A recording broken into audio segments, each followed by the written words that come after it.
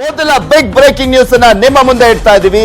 ಯಾರಿಗೆ ಎಷ್ಟು, ಯಾರಿಗೆ ಯಾವ ಕ್ಷೇತ್ರ, ರಾಜಕೀಯದ ಬಿಗ್ ಎಕ್ಸ್ಕ್ಲೂಸಿವ್ ಸುದ್ದಿ ನ್ಯೂಸ್ 18 ಬಳಿ.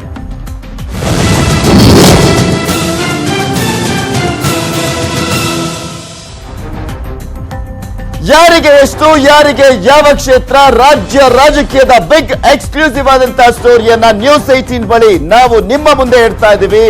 ಸಮರದ ಬಿಗ್ ಬ್ರೇಕಿಂಗ್ ನ್ಯೂಸ್ ಅನ್ನ ನಿಮ್ಮ ಮುಂದೆ ಇಡ್ತಾ ಇದ್ದೀವಿ.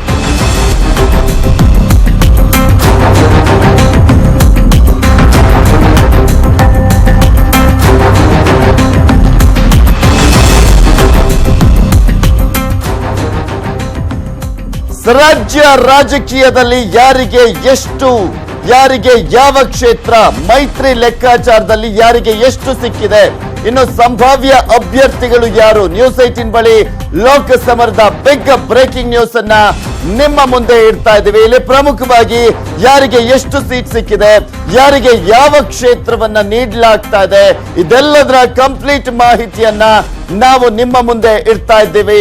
ನ್ಯೂಸ್ 18 ಬಳಿ ಲೋಕಸಮರದ ಕಂಪ್ಲೀಟ್ ಡೀಟೇಲ್ಸ್ ಇದೆ, ಅದನ್ನ ತೋರಿಸ್ತಾ ಇದ್ದೀವಿ. ಲೋಕಸಮರದ ಟಿಕೆಟ್ ಆಕಾಂಕ್ಷಿಗಳ ಪಟ್ಟಿ ಸಿದ್ಧವಾಗಿದೆ. ಮೂರು ಪಕ್ಷಗಳ ಆಕಾಂಕ್ಷಿಗಳ ಪಟ್ಟಿ ನ್ಯೂಸ್ 18 ಬಳಿ ಮೂರು ಪಕ್ಷಗಳ ಆಕಾಂಕ್ಷಿಗಳ ಪಟ್ಟಿ ಇದೆ, ಅದನ್ನ ನಾವು ನಿಮ್ಮ ಮುಂದೆ ತೋರಿಸ್ತೀವಿ. ಲೋಕಸಮರದ ಟಿಕೆಟ್ ಆಕಾಂಕ್ಷಿಗಳು ಯಾರಿದ್ದಾರೆ, ಯಾವ ಕ್ಷೇತ್ರದಿಂದ ಯಾರು ಆಕಾಂಕ್ಷಿಗಳಾಗಿದ್ದಾರೆ, ಎಷ್ಟು ಜನ ಆಕಾಂಕ್ಷಿಗಳಿದ್ದಾರೆ, ಅದರ ಪಿನ್ ಟು ಪಿನ್ ಮಾಹಿತಿಯನ್ನ ನಿಮ್ಮ ಮುಂದೆ ಇಡ್ತಾ ಇದ್ದೀವಿ. ಕಾಂಗ್ರೆಸ್ನಿಂದ ಟಿಕೆಟ್ ಆಕಾಂಕ್ಷಿಗಳು ಯಾರು ಗೊತ್ತಾ, ಇನ್ನು ಬಿಜೆಪಿಯಲ್ಲಿ ಚುನಾವಣೆಗೆ ನಿಲ್ಲೋದಾದ್ರೂ ಯಾರು, ಜೆಡಿಎಸ್ ನಲ್ಲಿ ಪಕ್ಕ ಅನ್ನೋರ ಪಟ್ಟಿ ಹೇಗಿದೆ, ಇದೆಲ್ಲದ್ರ ಬಗ್ಗೆ ಸಂಪೂರ್ಣವಾದಂತ ಡೀಟೇಲ್ಸ್ ಅನ್ನ ನಿಮ್ಮ ಮುಂದೆ ಇಡ್ತಾ ಇದ್ದೀವಿ. ಯಾರೆಲ್ಲ ಯಾವ ಕ್ಷೇತ್ರದಲ್ಲಿ ಆಕಾಂಕ್ಷಿತರಾಗಿದ್ದಾರೆ ಅನ್ನೋದ್ರ ಬಗ್ಗೆ ಪಕ್ಕಾ ಡೀಟೇಲ್ಸ್ ಅನ್ನ ನಿಮ್ಮ ಮುಂದೆ ನ್ಯೂಸ್ 18 ಕನ್ನಡ ಇಡ್ತಾ ಇದೆ. ಕಾಂಗ್ರೆಸ್ನಿಂದ ಟಿಕೆಟ್ ಆಕಾಂಕ್ಷಿತರು ಯಾರೆಲ್ಲ ಇದ್ದಾರೆ ಅನ್ನೋದ್ರ ಬಗ್ಗೆ ಕಂಪ್ಲೀಟ್ ಆದಂತ ಮಾಹಿತಿ. ಇಲ್ಲಿ ಆಕಾಂಕ್ಷಿಗಳ ಬಗ್ಗೆ ನಮ್ಮ ಬಳಿ ಪಕ್ಕಾ ಮಾಹಿತಿ ಇದೆ. ಆಕಾಂಕ್ಷಿಗಳ ಪಟ್ಟಿ ಬಿಡುಗಡೆ ಮಾಡ್ತಾ ಇದೆ ನ್ಯೂಸ್ 18 ಕನ್ನಡ. ಇದು ಲೋಕ ಅಖಾಡಕ್ಕಿಳಿಯೋ ಸಂಭಾವ್ಯರ ಪಟ್ಟಿ. ಮೂರು ಪಕ್ಷಗಳಲ್ಲಿ ಯಾರೆಲ್ಲ ಅಖಾಡಕ್ಕೆ ಇಳಿಯೋದಕ್ಕೆ ಸಿದ್ಧರಾಗಿದ್ದಾರೆ, ಅದರ ಎಕ್ಸ್ಕ್ಲೂಸಿವ್ ಆದಂತ ಮಾಹಿತಿಯನ್ನ ನಿಮ್ಮ ಮುಂದೆ ಇಡ್ತಾ ಇದ್ದೀವಿ. ನ್ಯೂಸ್ 18 ಕನ್ನಡ ಬಳಿ ಇರುವಂತಹ ಒಂದು ಎಕ್ಸ್ಕ್ಲೂಸಿವ್ ಆದಂತ ಮಾಹಿತಿ.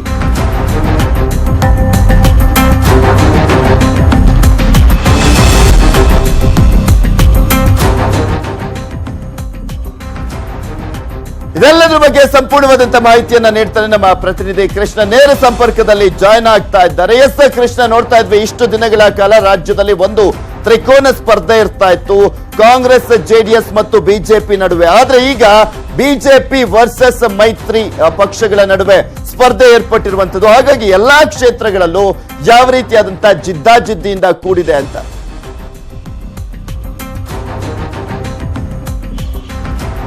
ಮುಖ್ಯವಾಗಿ ಈಗಾಗಲೇ ಮೂರು ಪಕ್ಷಗಳಿಂದನೂ ಕೂಡ ಲೋಕಸಭಾ ಕ್ಷೇತ್ರಕ್ಕೆ ಈಗಾಗಲೇ ಅಭ್ಯರ್ಥಿಗಳನ್ನ ಆಯ್ಕೆ ಮಾಡಿರುವಂತದ್ದು. ಮುಖ್ಯವಾಗಿ ಸಂಭಾವ್ಯ ಪಟ್ಟಿಯನ್ನು ಕೂಡ ಬಿಡುಗಡೆ ಮಾಡಿರುವಂತದ್ದು.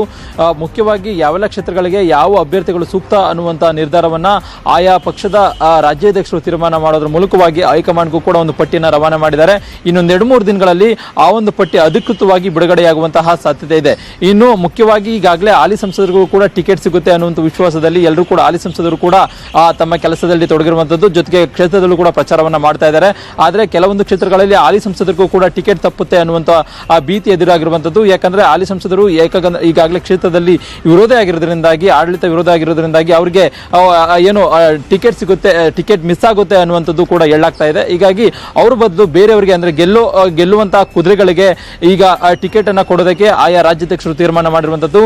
ಮುಖ್ಯವಾಗಿ ಈಗಾಗಲೇ ಹಾಸನ ಲೋಕಸಭಾ ಕ್ಷೇತ್ರದಲ್ಲಿ ಮುಖ್ಯವಾಗಿ ಈಗಾಗಲೇ ಮೈತ್ರಿ ಸರ್ಕಾರ ವರ್ಸಸ್ ಬಿಜೆಪಿ ಅಭ್ಯರ್ಥಿಗಳು ಏನೋ ಒಂದು ಎರಡು ಪಕ್ಷಗಳ ನಡುವೆ ಏನೋ ಒಂದು ಪೈಪೋಟಿ ಆಗುವಂತ ಸಾಧ್ಯತೆ ಇದೆ. ಇನ್ನು ಮಂಡ್ಯ ಲೋಕಸಭಾ ಕ್ಷೇತ್ರದಲ್ಲೂ ಕೂಡ ಈಗಾಗಲೇ ಸುಮಲತಾ ಅಂಬರೀಶ್ ಅವರು ಪಕ್ಷೇತರವಾಗಿ ಸ್ಪರ್ಧೆ ಮಾಡ್ತಾರೆ ಅಂತ ಹೇಳಲಾಗ್ತಾ ಇದೆ. ಜೊತೆಗೆ ಈಗಾಗಲೇ ಮೈತ್ರಿ ಸರ್ಕಾರದ ಅಂದ್ರೆ ಮೈತ್ರಿ ಪಕ್ಷಗಳಿಂದಾಗಿ ಈಗಾಗಲೇ ನಿಖಿಲ್ ಕುಮಾರಸ್ವಾಮಿ ಅವರು ಕೂಡ ಸ್ಪರ್ಧೆ ಮಾಡ್ತಾರೆ ಅಂತ ಹೇಳಲಾಗ್ತಾ ಇದೆ. ಇನ್ನು ಮುಖ್ಯವಾಗಿ ಈಗಾಗಲೇ ತುಮಕೂರು ಜೊತೆಗೆ ಚಿಕ್ಕಬಳ್ಳಾಪುರ ಜೊತೆಗೆ ಮೈಸೂರು ಭಾಗದಲ್ಲಿ ಈಗಾಗಲೇ ತ್ರಿಕೋನ ಸ್ಪರ್ಧೆ ಏರ್ಪಟ್ಟಿದ್ರು ಕೂಡ ಆಶ್ಚರ್ಯ ಇಲ್ಲ. ಯಾಕಂದ್ರೆ ಈಗಾಗಲೇ ಮೈಸೂರಿನಲ್ಲಿ ಈಗಾಗಲೇ ಮುಖ್ಯವಾಗಿ ಒಂದ್ ಕಡೆ ಜೆಡಿಎಸ್ ಕೂಡ ಕೇಳ್ತಾ ಇದೆ, ಮತ್ತೊಂದ್ ಕಡೆ ಕಾಂಗ್ರೆಸ್ ಕೂಡ ಬೇಕೇ ಬೇಕು ಅನ್ನೋ ಒಂದು ಪಟ್ಟಣ ಹಿಡಿದಿರುವಂತದ್ದು. ನಿನ್ನೆ ಕೂಡ ಏನು ಮಾಜಿ ಮುಖ್ಯಮಂತ್ರಿ ಆಗಲಿರ್ತಕ್ಕಂಥ ಸಿದ್ದರಾಮಯ್ಯ ಅವರ ನಿವಾಸದಲ್ಲಿ ಒಂದು ಮಾತುಕತೆಯನ್ನು ಕೂಡ ನಡೆಸಿರುವಂತದ್ದು. ಯಾವುದೇ ಕಾರಣಕ್ಕೂ ಕೂಡ ಜೆಡಿಎಸ್ಗೆ ನಮ್ಮ ಕ್ಷೇತ್ರವನ್ನ ಬಿಟ್ಕೊಡ್ಬಾರ್ದು, ನಮಗೆ ಟಿಕೆಟ್ ಕೊಡಬೇಕು ಅನ್ನುವಂತ ಒಂದು ಒತ್ತಾಯವನ್ನ ಮಾಡ್ಕೊಂಡಿರುವಂತದ್ದು. ಹೀಗಾಗಿ ಎಲ್ಲೋ ಒಂದ್ ಕಡೆ ಕಾಂಗ್ರೆಸ್ ನಾಯಕರು ಕೂಡ ಒಂದು ಇಕ್ಕಟ್ಟಿಗೆ ಸಿಲುಕಿರುವಂತದ್ದು. ಹೀಗಾಗಿ ಕಾಂಗ್ರೆಸ್ನ ಮುಖ್ಯವಾಗಿ ಪ್ರಭಾವಿ ನಾಯಕರಾಗಿರ್ತಕ್ಕಂಥ ಸಿದ್ದರಾಮಯ್ಯವರು ಕೂಡ ಸುತರಾಮ ಆ ಒಂದು ಕ್ಷೇತ್ರವನ್ನ ಬಿಟ್ಕೊಡದೆ ಇರೋದಕ್ಕೆ ನಿರ್ಧಾರ ಮಾಡಿರುವಂತದ್ದು. ಹೀಗಾಗಿ ಮೈಸೂರಿನಲ್ಲಿ ಕಾಂಗ್ರೆಸ್, ಜೆಡಿಎಸ್ ಹಾಗೂ ಬಿಜೆಪಿ ತ್ರಿಕೋನ ಸ್ಪರ್ಧೆ ಏರ್ಪಡೋದ್ರಲ್ಲೂ ಕೂಡ ಅನುಮಾನ ಇಲ್ಲ. ಜೊತೆಗೆ ಚಿಕ್ಕಬಳ್ಳಾಪುರ ಜೊತೆಗೆ ಕೋಲಾರ ಕ್ಷೇತ್ರದಲ್ಲೂ ಕೂಡ ಇದೇ ರೀತಿಯ ವಾತಾವರಣ ಸೃಷ್ಟಿಯಾಗಬಹುದು. ಜೊತೆಗೆ ಬೇರೆ ಬೇರೆ ಕ್ಷೇತ್ರದಲ್ಲಿ ಈಗಾಗಲೇ ಹಾಲಿ ಸಂಸದರಿರುವ ಕ್ಷೇತ್ರಗಳಿಗೆ ಬಿಜೆಪಿ ಆಗಿರ್ಬೋದು ಜೊತೆಗೆ ಕಾಂಗ್ರೆಸ್ ಆಗಿರ್ಬೋದು ಟಿಕೆಟ್ ಕೊಡುವಂತಹ ಸಾಧ್ಯತೆ ಇದೆ. ಜೊತೆಗೆ ಕೆಲವೊಂದು ಕ್ಷೇತ್ರಗಳಲ್ಲಿ ಮೈತ್ರಿ ಪಕ್ಷ ವರ್ಸಸ್ ಬಿಜೆಪಿ ಅಭ್ಯರ್ಥಿಗಳು ಒಂದು ನೇರ ಹಣಾಹಣಿ ಮಾಡುವಂತಹ ಸಾಧ್ಯತೆ ಇದೆ. ಒಟ್ಟಾರೆಯಾಗಿ ಪೃಥ್ವಿರಾಜ್ ಈಗಾಗಲೇ ಲೋಕಸಭಾ ಅಖಾಡ ರಂಗೇರ್ತಾ ಇದೆ. ಜೊತೆಗೆ ಅಭ್ಯರ್ಥಿಗಳು ಕೂಡ ಭರ್ಜರಿ ಪ್ರಚಾರವನ್ನ ಅಂದ್ರೆ ತಮ್ಮ ಪಕ್ಷದಿಂದ ಅಭ್ಯರ್ಥಿ ತಮ್ಮ ಹೆಸರು ಘೋಷಣೆ ಆಗುವ ಮೊದಲೇ ಈಗಾಗಲೇ ಬಿರುಸಿನ ಪ್ರಚಾರವನ್ನ ಕೈಗೊಂಡಿದ್ದಾರೆ. ಹೀಗಾಗಿ ಇನ್ನೊಂದು 2-3 ದಿನಗಳಲ್ಲಿ ಅಧಿಕೃತವಾಗಿ ಈ ಒಂದು ಅಭ್ಯರ್ಥಿಗಳ ಪಟ್ಟಿ ಪ್ರಕಟವಾಗಲಿದೆ.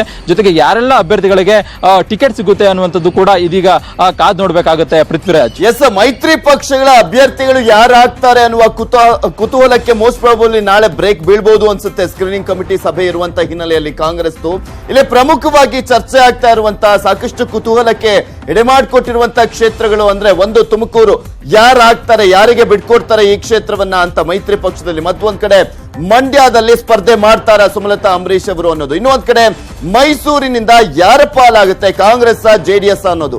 ಹಾಗೆ ಹಾಸನ ಕೂಡ ಅದೇ ರೀತಿಯಾದಂತಹ ಕುತೂಹಲವನ್ನ ಉಳಿಸಿಕೊಂಡಿದೆ. ಇನ್ನು ಬಿಜೆಪಿಯಲ್ಲಿ ಮತ್ತೊಂದ್ ಕಡೆ ಕಾಂಗ್ರೆಸ್ ಜೆಡಿಎಸ್ ಮೈತ್ರಿಯಲ್ಲೂ ಕೂಡ ಚಿಕ್ಕಮಗಳೂರು ಮತ್ತೊಂದು ಕುತೂಹಲಕರವಾಗಿರುವಂತಹ ಕ್ಷೇತ್ರ. ಈ ರೀತಿಯಾಗಿ ನೋಡ್ತಾ ಇದ್ರೆ ಸಾಕಷ್ಟು ಕ್ಷೇತ್ರಗಳು ಇನ್ನೂ ಕೂಡ ಕುತೂಹಲವನ್ನ ಹಾಗೆ ಉಳಿಸಿಕೊಂಡಿದೆ. ಮತ್ತೊಂದ್ ಕಡೆ ಜಿದ್ದಾಜಿದ್ದಿ ಕೂಡ ಏರ್ಪಟ್ಟಿದೆ. ಇದನ್ನ ಯಾವ ರೀತಿಯಾಗಿ ಹೇಳ್ಬೋದು ಅಂತ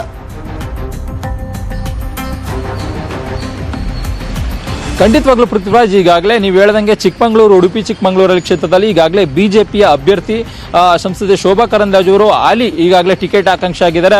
ಅವ್ರಿಗೆ ಟಿಕೆಟ್ ಸಿಗುತ್ತೆ ಅನ್ನುವಂಥ ವಿಶ್ವಾಸದಲ್ಲಿದ್ದಾರೆ. ಮತ್ತೊಂದು ಕಡೆ ಬಿಜೆಪಿಯಿಂದ ಜಯಪ್ರಕಾಶ್ ಹೆಗಡೆ ಅವರು ಕೂಡ ಒಂದು ಪೈಪೋಟಿಯನ್ನು ನಡೆಸ್ತಾ ಇದ್ದಾರೆ. ಅಂತಿಮವಾಗಿ ಸಂಸದೆ ಶೋಭಾ ಕರಂದ್ಲಾಜೆ ಅವರಿಗೆ ಟಿಕೆಟ್ ಸಿಗುತ್ತೆ ಅನ್ನೋ ಒಂದು ವಿಶ್ವಾಸದಲ್ಲಿ ಇದೀಗ ಅವರು ಶೋಭಾ ಕರಂದ್ಲಾಜೆ ಇರುವಂತದ್ದು. ಈಗಾಗಲೇ ಜಯಪ್ರಕಾಶ್ ಹೆಗಡೆ ಅವರಿಗೆ ಒಂದು ವೇಳೆ ಬಿಜೆಪಿಯಿಂದ ಟಿಕೆಟ್ ಸಿಗ್ಲಿಲ್ಲ ಅಂತಂದ್ರೆ ದೇವೇಗೌಡರು ಈಗಾಗಲೇ ಅವರಿಗೆ ಗಾಳ ಹಾಕಿದ್ದಾರೆ.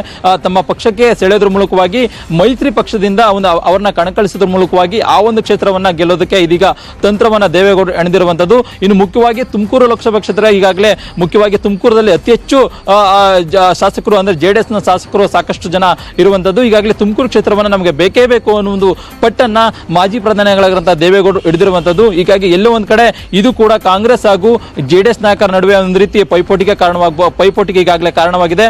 ಮತ್ತೊಂದು ಕಡೆ ಯಾವುದೇ ಕಾರಣಕ್ಕೂ ಕೂಡ ತುಮಕೂರು ಕ್ಷೇತ್ರವನ್ನ ಬಿಟ್ಕೊಡದೇ ಇರೋದಕ್ಕೆ ಏನು ಕಾಂಗ್ರೆಸ್ನವರು ನಿರ್ಧಾರ ಮಾಡಿದ್ದಾರೆ. ಆದ್ರೆ ಅಲ್ಲಿ ಈಗಾಗಲೇ ಹಾಲಿ ಸಂಸದರು ಮುದ್ದೆ ಹನುಮೇಗೌಡರು ಇರುವಂತದ್ದು. ಈಗಾಗಲೇ ಮುದ್ದೆ ಹನುಮೇಗೌಡರಿಗೆ ಟಿಕೆಟ್ ಸಿಗುತ್ತೆ ಅನ್ನುವಂತ ವಿಶ್ವಾಸದಲ್ಲಿ ಕಾಂಗ್ರೆಸ್ ನಾಯಕರು ಕೂಡ ಇರುವಂತದ್ದು.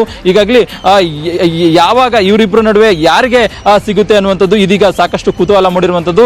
ಇನ್ನು ಮತ್ತೊಂದು ಕಡೆ ಕೋಲಾರ ಕೂಡ ಈಗಾಗಲೇ ಜೆಡಿಎಸ್ ಕೇಳ್ತಾ ಇರುವಂತದ್ದು, ಜೊತೆಗೆ ಚಿಕ್ಕಬಳ್ಳಾಪುರ ಕೇಳ್ತಾ ಇರುವಂತದ್ದು, ಜೊತೆಗೆ ಈಗಾಗಲೇ ಮಂಡ್ಯದಲ್ಲಿ ಈಗಾಗಲೇ ಸುಮಲತಾ ಅಂಬರೀಶ್ ಅವರು ಕೂಡ ಪಕ್ಷೇತರವಾಗಿ ಸ್ಪರ್ಧೆ ಕಣಕ್ಕಿಳುತ್ತಾರೆ ಅನ್ನುವಂಥದ್ದು ಕೂಡ ಹೇಳಲಾಗ್ತಾ ಇದೆ. ಇನ್ನು ಮತ್ತೊಂದು ಕಡೆ ನಿಖಿಲ್ ಕುಮಾರಸ್ವಾಮಿ ಅವರು ಈಗಾಗಲೇ ಬಿರುಸಿನ ಪ್ರಚಾರವನ್ನ ಕೈಗೊಂಡಿರುವಂತದ್ದು. ಈಗ ಏನಾದ್ರೂ ಒಂದ್ ವೇಳೆ ಅವರಿಬ್ಬರಲ್ಲಿ ನಡುವೆ ಏನಾದ್ರು ಸುಮಲತಾ ಅಂಬರೀಶ್ ಅವರು ಏನಾದ್ರು ಕಣದಿಂದ ಹಿಂದೆ ಸರಿದ್ರೆ ನಿಖಿಲ್ ಕುಮಾರಸ್ವಾಮಿ ಅವರಿಗೆ ಒಂದು ರೀತಿ ಸುಲಭವಾಗುತ್ತೆ ಗೆಲುವು. ಒಂದ್ ವೇಳೆ ಏನಾದ್ರು ಅವ್ರನ್ನ ಮನವೊಲಿಸದಲ್ಲಿ ವಿಫಲರಾದ್ರೆ ಸುಮಲತಾ ಅಂಬರೀಶ್ ಅವರು ಕೂಡ ಸ್ಪರ್ಧೆ ಮಾಡ್ತಾರೆ. ಈಗಾಗಲೇ ಮಾಡು ಇಲ್ಲವೇ ಮಡಿ ಅನ್ನುವಂತಹ ಒಂದು ಚುನಾವಣಾ ಆಕಳ ಕ್ಷೇತ್ರದಲ್ಲಿ ನಿರ್ಮಾಣವಾಗುತ್ತೆ. ಪೃಥ್ವಿರಾಜ್, ಥ್ಯಾಂಕ್ ಯು ಕೃಷ್ಣ ನಿಮ್ಮೆಲ್ಲ ಡೀಟೇಲ್ಸ್ಗಾಗಿ.